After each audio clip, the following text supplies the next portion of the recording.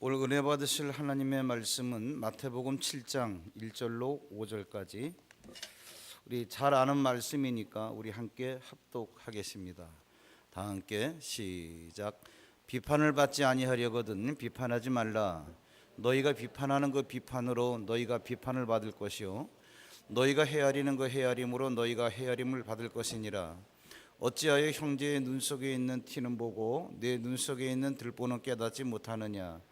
보라, 내 눈 속에 들보가 있는데 어찌하여 형제에게 말하기를 나로 내 눈 속에 있는 티 외식하는 자여, 먼저 내 눈 속에서 들보를 빼어라. 그 후에야 밝히 보고 형제의 눈 속에서 티를 빼리라. 아멘. 바로 이제 말씀 들어가도록 하겠습니다. 작년에 마태복음을 우리가 1장부터 시작을 했었는데 홀수달에는 마태복음을 해왔죠. 올해 어떻게 할까 하다가 하던 마태복음 해야 되지 않겠냐. 그래서 홀수달에는 마태복음 진도를 나가는데 7장부터 나가야 돼요.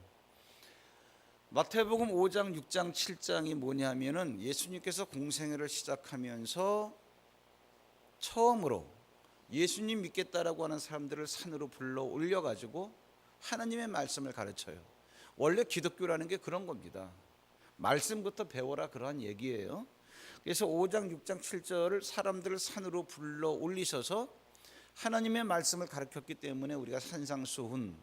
그래서 이제 7장인데 제일 첫 부분이 뭐냐면 비판하지 말라. 이 말씀이 바로 나오는 거예요. 상대를 비판하지 말라, 이 얘기는 험담하지 마라, 그런 얘기죠. 남의 약점을 얘기하지 마라, 그런 얘기가 되겠죠. 근데 우리가 상식적으로 생각을 해보면 비판이라고 하는 것은요, 우리가 그냥 일상적인 지식만 있다 할지라도 상대가 잘못했고 나도 잘못했다, 그럼 비판하지 않습니다. 왜? 그냥 우리에게는 양심이 있기 때문에 나도 잘못했는데 뭐. 근데 우리가 비판할 때는 나는 잘못한 게 없는데 상대가 잘못했을 때 그 잘못하는 부분을 가지고 우리가 이야기하는 것을 비판, 뭐 이렇게 얘기하는 거죠. 그런데 이게 그런가 보다 그랬는데 가만히 생각해 보면요, 가만히 생각해 보면은 나는 잘못한 것이 없어.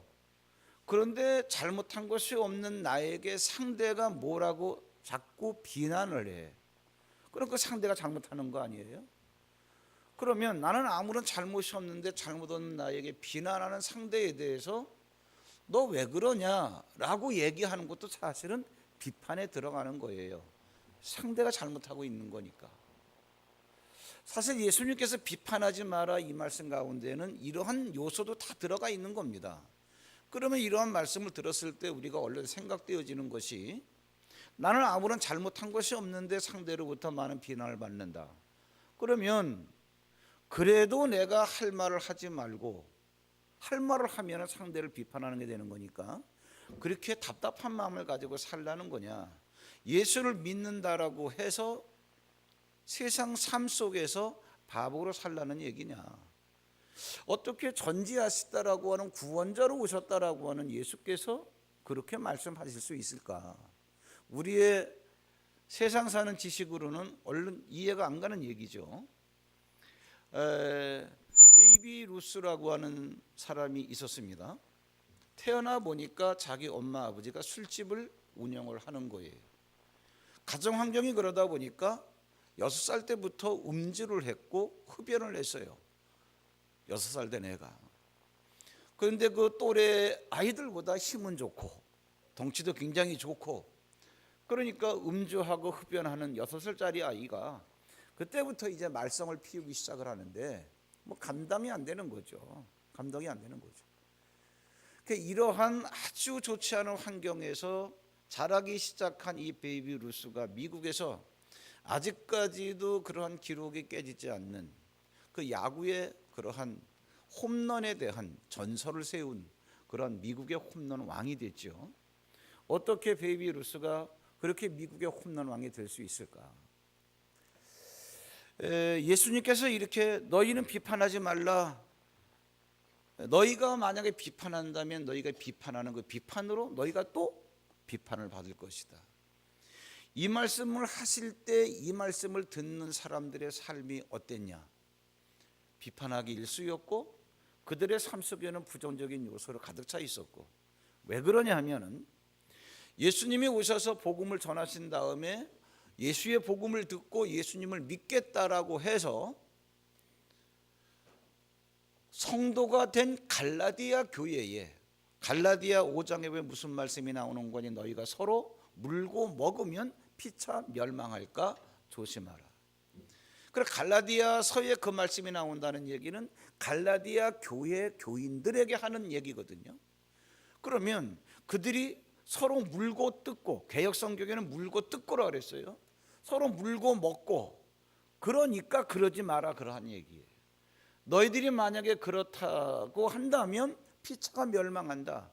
그럼 예수님이 오신 다음에 복음을 듣고 정말 신앙생활 하겠다라고 해서 모인 사람들끼리도 서로 물고 먹고 그러한 삶을 사는데, 예수님 오시기 전에 예수를 모르는 사람들을 모아놓고 예수님이 이 말씀을 하시는데 지금 이 말씀을 듣고 있는 사람들은 오죽하겠냐 그러한 얘기예요. 그러니 우리가 어떻게 비판하지 않을 수 있냐? 우리는 생겨 먹은 게 그런데, 아담을 보더라도 그렇습니다. 하나님께서 아담을 만들어 놓으시고 하와를 만든 다음에 하와를 이끌어 오시니까 하와를 본 아담이 뭐라 그랬습니까? 내 뼈 중에 뼈요 살 중에 살이다. 너무 아름다운 고백이죠. 이렇게 하와를 사랑했던 아담이 선악과를 먹게 됩니다. 선악과를 먹고 난 다음에 창세기 3장에 가면은 그 하와에 대해서 뭐라 그러느냐? 하나님께서 나에게 주셔서 함께하게 하신 여자. 이 말을 하는 아담의 중심을 가만히 뜯어보면은, 하나님, 내가 이 여자 사랑해서 같이 사는 게 아니고 하나님께서 나한테 살으라고 갖다 줬기 때문에 내가 어쩔 수 없이 사는 겁니다. 이 의도가 다 그 안에 숨어 있는 거예요. 하나님을 원망하고 여자에 대한 미움, 분노가 가득 차 있고, 온갖 그 속에는 그렇게 사랑했던 아내임에도 불구하고 물어 뜯고 있는 거예요. 이게 지금 그 이후로 인간의 역사는 쭉 진행이 되어 왔는데 그들의 후손이 누구냐? 우리란 말이에요. 우리에게 예수님께서 비판하지 마. 근데 그 말을 듣는 우리는 어떻게 비판 안 할 수 있어요? 챙겨 먹은 게 그런데. 이것을 누가 얘기했냐? 다윗이 얘기했습니다. 시편 51편 5절에서 내 어머니가 나를 죄악 가운데서 출생했다는 거예요. 내가 태중에 있을 때부터 죄악으로 태어났다 그러한 이야기예요. 그러니 내가 어떻게 상대를 비판하지 않을 수 있겠냐 그러한 얘기. 우리가 어쩔 수 없이 비판을 한다 하더라도 비판하고 난 다음에 내 자신을 가만히 봐보세요. 남에게 말할 수 없는 고독감이라는 게 있습니다. 내가 왜 이러지? 내가 한 비판 때문에 내가 괴로운 거예요. 그리고 이러한 비판하는 삶이 계속 내 삶 속에서 자연스럽게 일어나다 보면은 주변에 사람들이 다 떨어져 나가요. 누가 그런 말을 했어요. 돈이 있어가지고 여행을 하더라도 같이 할 수 있는 사람이 있어야 좋은 거고, 돈이 있어서 맛있는 걸 사 먹는다 할지라도 같이 먹을 사람이 있어야.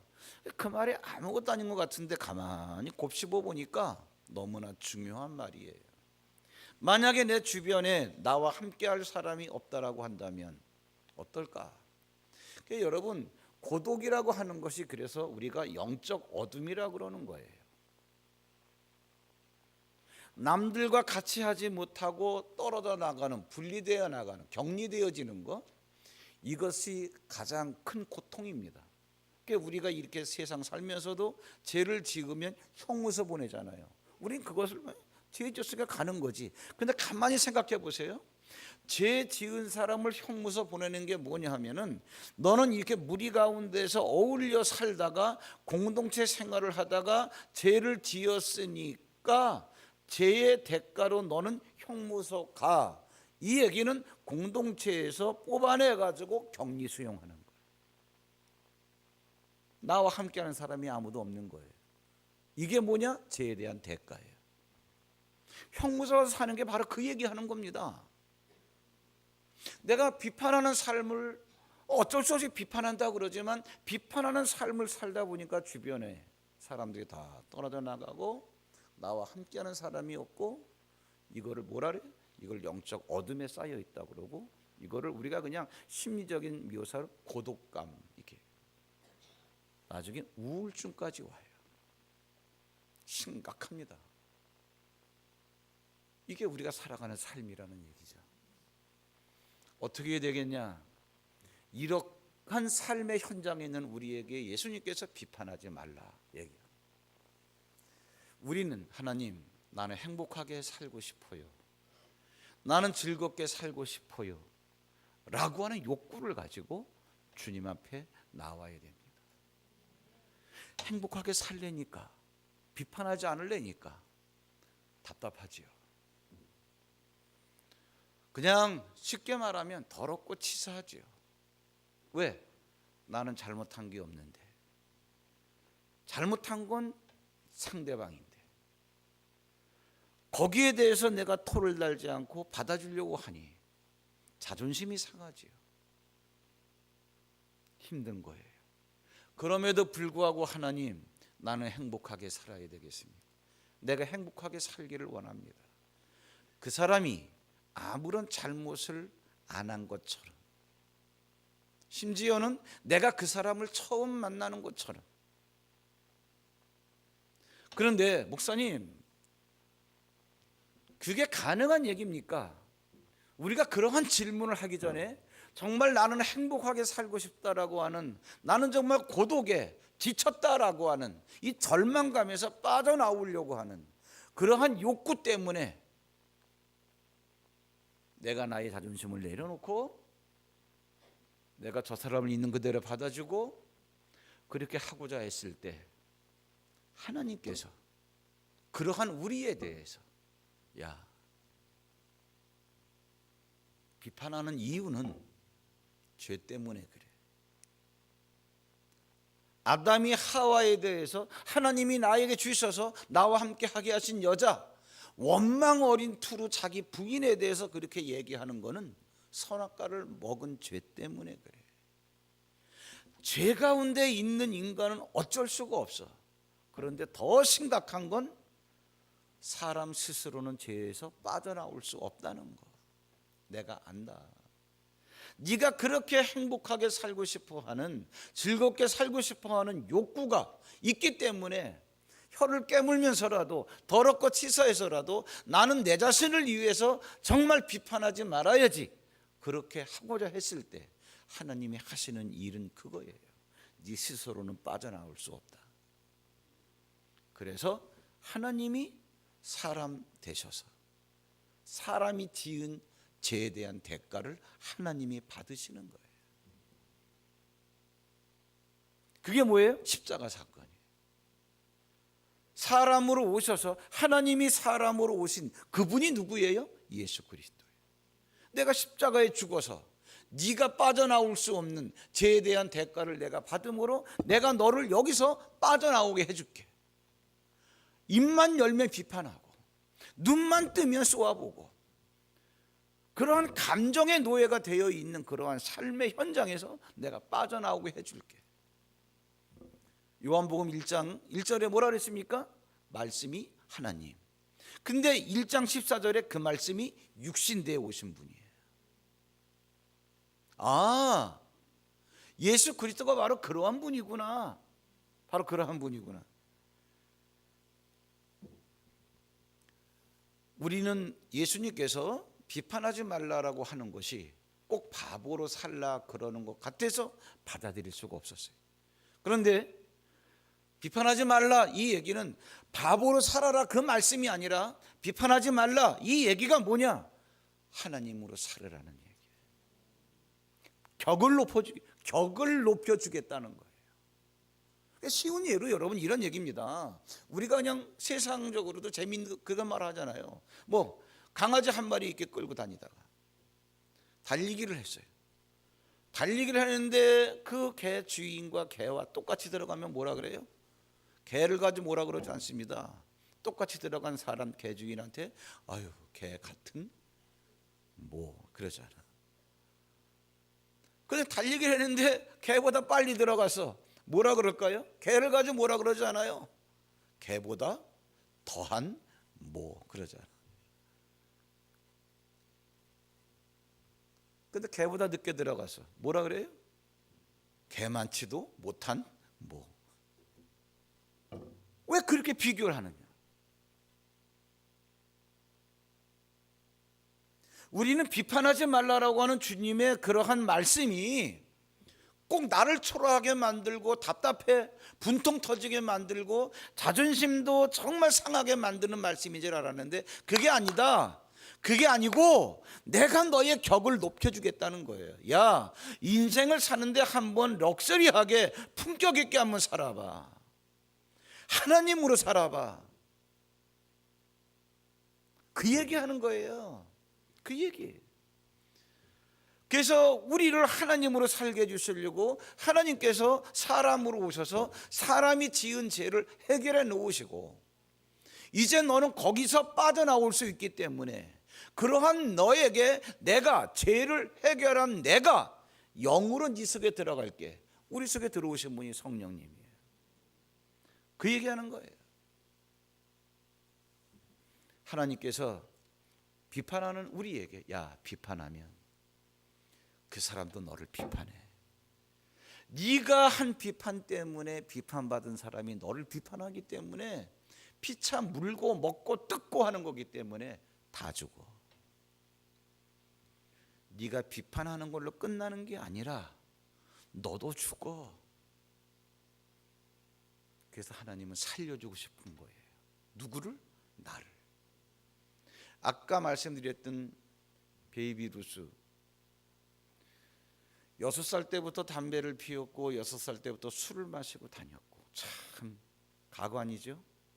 부모님도 베이비 루스를 포기했어요. 성경에도 나오죠. 부모님도 나를 버렸사오나.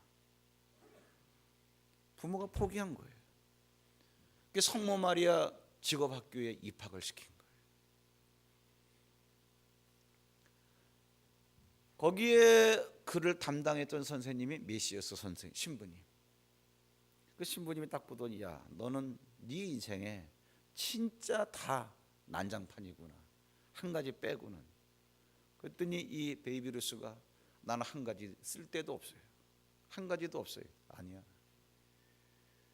야, 우리 학교에 네가 없다면 우리 학교의 야구부가 어떻게 되겠니? 야구부 들어가 봐. 그 선생님이 10가지 단점 가운데서 10가지 단점을 얘기하지 않고 한 가지 눈에 띄는 장점을 얘기한 거예요. 네가 없으면 우리 학교 야구부가 안 돼. 가봐. 워낙 등치가 큽니다. 워낙 힘이 좋아요. 근데 이 사람은 치면 홈런이야.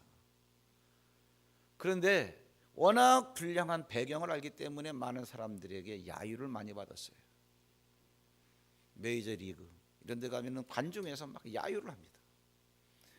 관중석에 대해서 뭐라 그러지 않고 막 야유가 쏟아지니까 한번 삑 불러오더니 그 야구장의 홈센터에다가 손가락을 딱 가리키는 거예요. 왜 그러나 그랬더니 쳤는데 공이 휘어가지고 바로 글로 들어가는. 나는 원하는 대로 공 다 보낼 수 있어. 관중들이 참참해집니다. 그때부터 소속사하고 연봉, 고액 연봉이라는 말이 그때부터 나오기 시작을 했고 선수가 연봉에 대해서 협상, 딜을 하는 일이 그때부터 시작이 됐어요. 아직까지 그의 기록이 안 깨진 걸로 알고 있는데 741개의 홈런을 쳤나 그래요. 어떻게 이런 일이 일어날 수 있을까? 부모까지 자기가 낳은 자식에 대해서 비판하는데 메시어스 신부님은 10가지의 약점을 보는 게 아니라 한 가지의 장점을 본 거예요. 남들이 다 뭐라 그러는데 그분만 그에게 그의 인생을 바꿔놓는 얘기를 한 거예요. 그럴 때 하나님께서 주시는 선물이 뭐냐? 베이비 루스에게는 은인입니다. 비판하지 않는 사람에게 주시는 선물이에요. 우리가 창세기 여러분 야곱과 에서를 잘 알고 있습니다. 야곱이 누굽니까? 형에게 장자권을 갖다가 이렇게 사가지고 이것 때문에 형의 시기심 때문에 어떻게 하란 땅으로 도망가서 살기 위해서 도망갔던 사람 20년 동안. 그런데 20년 동안 외삼촌 집에 가서 살았던 삶을 보면은 야곱이 고백을 합니다. 내가 낮에는 더위에 싸우고 밤에는 추위와 싸우며 내가 눈 붙일 겨를도 없이 20년을 보냈습니다. 생각을 한번 해보세요, 여러분.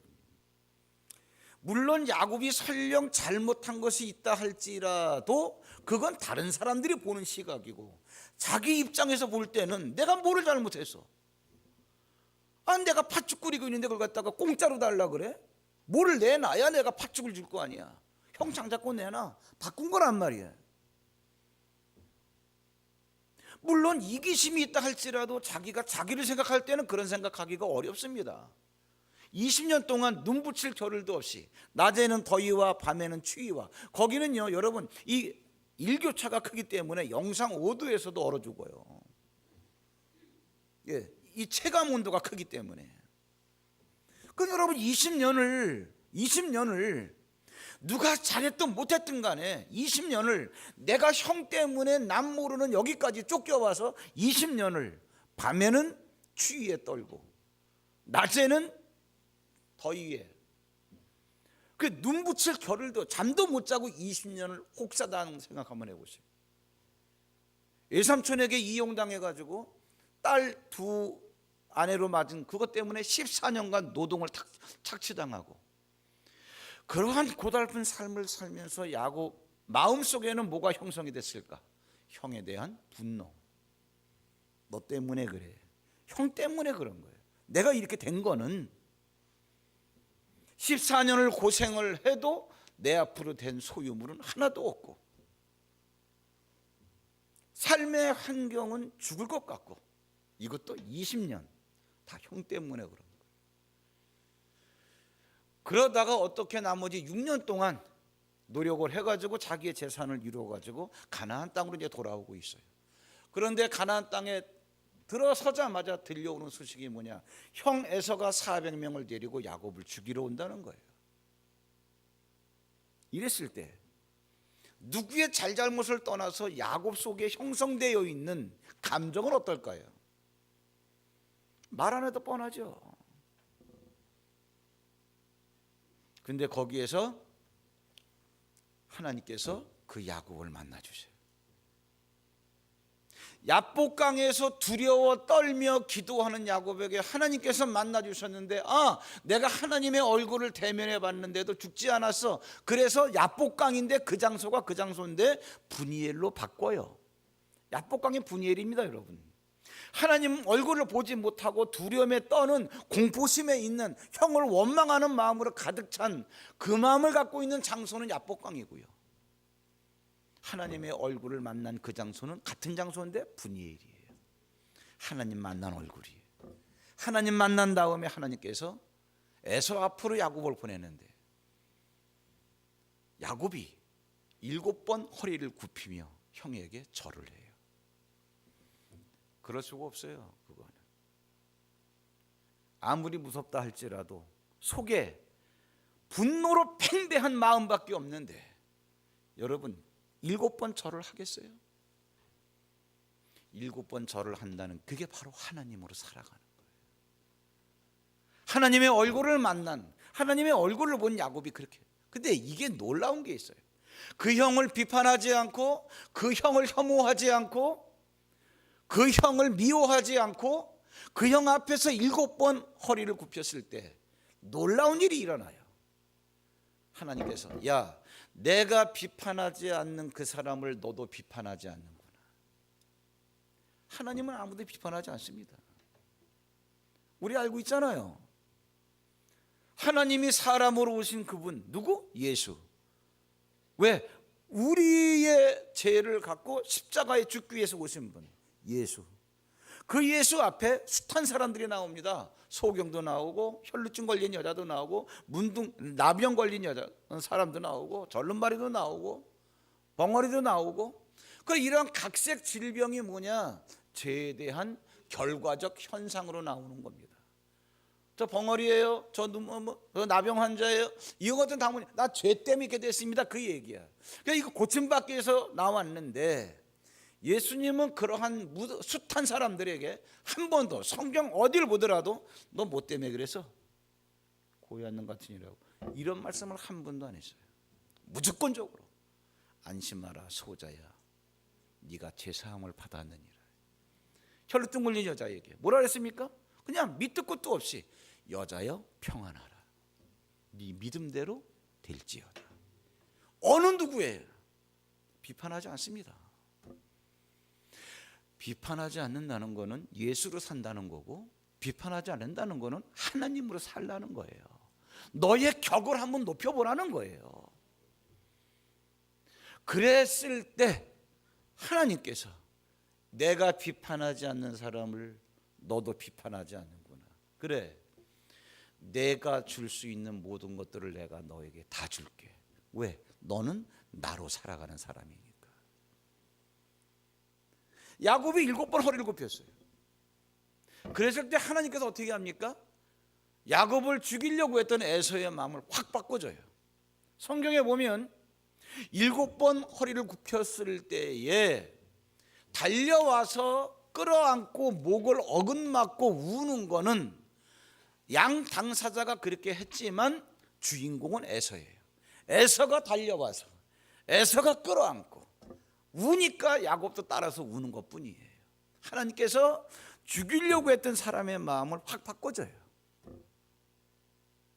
내가 그렇게 비판하고 싶어하는 그 사람에 대해서 내가 비판하지 않을 때 하나님은 그 사람을 나의 사람으로 만들어 주시는 거예요.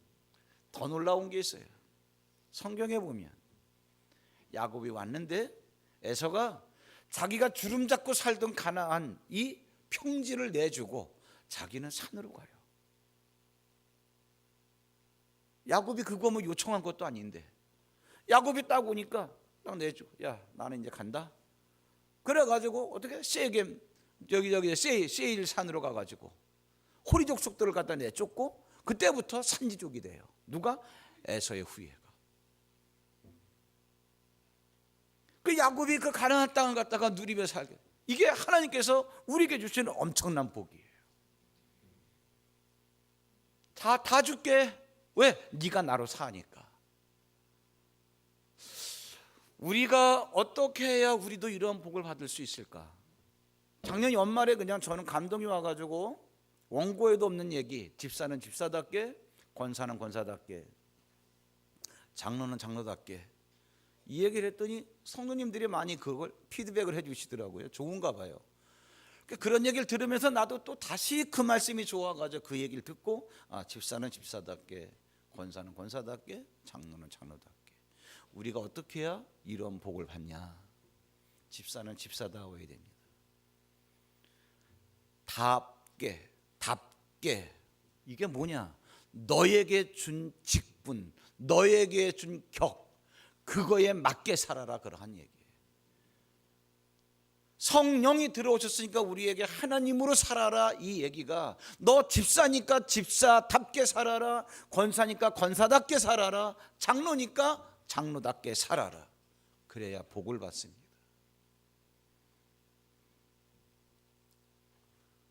우리가 어떻게 해야 이런 복을 받냐? 그런데 권사가 권사답지 못할 때가 있어요. 집사가 집사답지 못하고 장로가 장로답지 못할 때가 있어요. 그래도 장로로 봐줘야 돼. 권사가 권사답지 못하다 할지라도 권사로 봐줘야 돼요. 왜 그런지 아세요? 고린도후서 14장에 보면 하나님께서 뭐라 그러셨는고 하니 하나님은 무질서의 하나님이 아니요 화평의 하나님이라. 얘기 나온 김에 이 말씀을 하신 배경이 뭐냐면 여러분 초대교회 때 이렇게 했습니다. 성령이 임하셔가지고 막 은사가 나타나는데 어떤 사람은 방언을 하고 어떤 사람은 예언을 하고 삥 둘러 앉아가지고 근데 예언을 하긴 하는데 예언을 방언으로 하는 거예요. 그럼 못 알아들으니까 방언을 통역해 주는 사람이 있는 거예요. 어떤 사람이 막 예언을 합니다. 우리 교회에 대해서, 누구에 대해서 막 예언을 방언으로 하면은 통역해 주는 사람이 있어요. 그런데 그 예언의 영이 막 하고 있는데 옆에 사람에게 임한 거예요. 그 옆에 사람도 예언을 같이 시작한단 말이에요. 그 나는 아직 안 끝났는데 그 통역하는 사람이, 예언하는 사람이 둘이 생기니까 어떻게 할지를 모르잖아. 이럴 때는 예언을 하고 있던 사람이 누가 다른 예언을 하기 시작하면 끊어라, 그 얘기. 그 사람이 쭉 예언을. 근데 다른 사람이 또 예언을 하기 시작해. 그러면 또 하던 사람이 또 딱 끊으란 얘기예요. 질서 있게 하라, 그 얘기예요. 직분이 여러분 권위는 아닙니다. 그러나 세례받고 우리가 2년 지나면 무음하면 집사예요. 오늘 이제 오후 2시에 신천뿐만 아니라 다 참석하시는 거예요. 임원은 1년직이니까. 근데 이제 패는 신천 권사, 신천 집사님들에게만 주지만, 그럼 그 2년 무음한 자에게 집사, 그 다음에 세례 입교인 15명당 1명의 비율로 권사를 세우는 거예요. 이러한 제한이 있어요. 그 다음에 세례 입교인 30명당 1명의 장로를 세우는 거예요. 이 계급은 아니지만 질서가 있기 때문에, 아유 참, 권사가 권사다워야지 뭐. 그래서 무시하지 말고, 질서가 있기 때문에 권사가 권사답지 못하다 하더라도 권사로 대해줘야 복을 받는 거예요. 왜? 질서의 하나님이니까. 왜? 말씀대로 사는 거니까. 굉장히 중요한 겁니다. 그렇게 해야 될 이유가 또 있어요. 고린도후서 5장 16절 17절. 왜 그렇습니까? 우리가 이제까지는 예수 그리스도도 육신대로 알았다. 예수님 사람 아니야? 그게 아니더란 얘기지. 야, 속 내용을 보니까 하나님이야. 그러므로 이제는 우리가 어떤 사람에 대해서도 성령 받은 사람을 육신대로 알지 않기로 했다. 아이고 뭐 구원받았다 그러면서 무슨 장로면 뭐해? 장로 같아야지. 이게 아니라 껍데기를 보지 말고 속을 보라, 그 얘기. 그렇게 보기로 했다. 그러니까 겉으로 보여지는 권사답지 못한 부분에 대해서 비난하고 비판하는 게 아니라 권사로 봐주고, 굉장히 중요한 겁니다.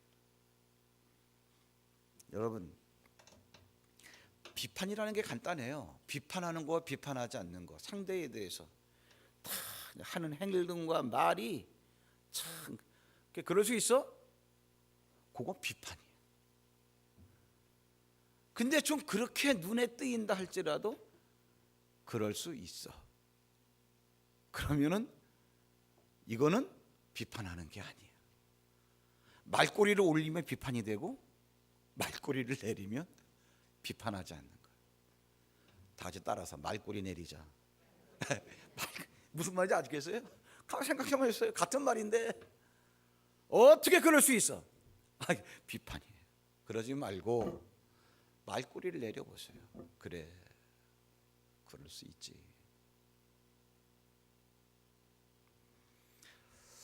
여러분들이 이처럼 행동할 때 권사는 권사다워야 되지만, 상대는 권사가 권사답지 못하다 하더라도 권사로 봐주고, 그렇게 할 때 하나님께서 네가 하나님으로 산다 인정해 주시기 때문에.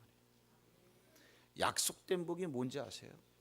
우리는 초등학생이 읽어도 다 이해가 가는 말씀을 읽어놓고도 딴전을 피워요. 신명기 28장 1절에 오늘날 내가 너에게 명령하는 이 모든 명령을 지켜 순종하면 이 모든 복을 너에게 주고, 세계 모든 민족 위에 뛰어나게 하리라.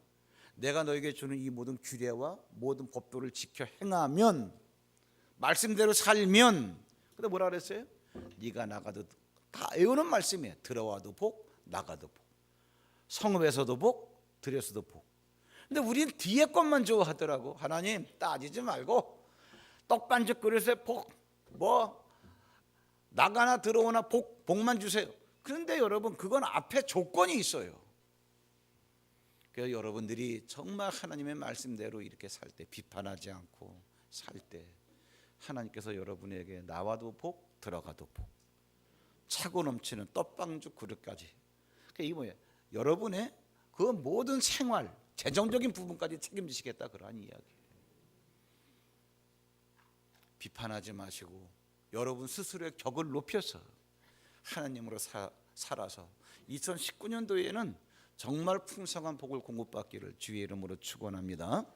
기도하겠습니다. 하나님, 비판하지 말라 이 말씀을 우리에게 주셨는데, 이 말씀을 그냥 들을 때는 자존심이 상하고 도저히 용납될 수 없는 말씀처럼 들리지만, 야, 네가 그렇게 남들을 품는 거에 대해서 힘들어할 때, 네가 정말 더럽고 치사하더라도 내가 행복하기 위해서 내가 품어야지 마음만 먹으면, 내가 정말 너희의 죄를 담당한 내가 거룩한 영으로 네 속에 들어와 있으니 너를 그렇게 할 수 있게 해줄게.